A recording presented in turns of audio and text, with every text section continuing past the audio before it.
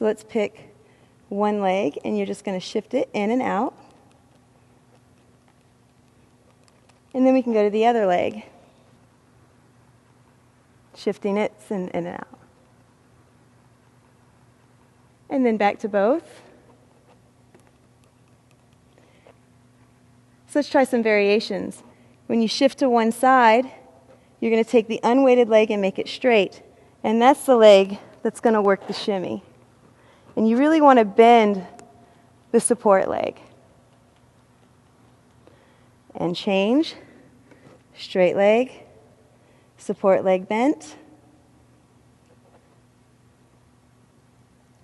Other variations of this is to add the thumper in.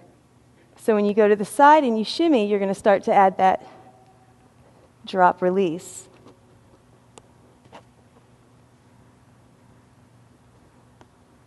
And when you go to the other side, bend, shimmy, drop release.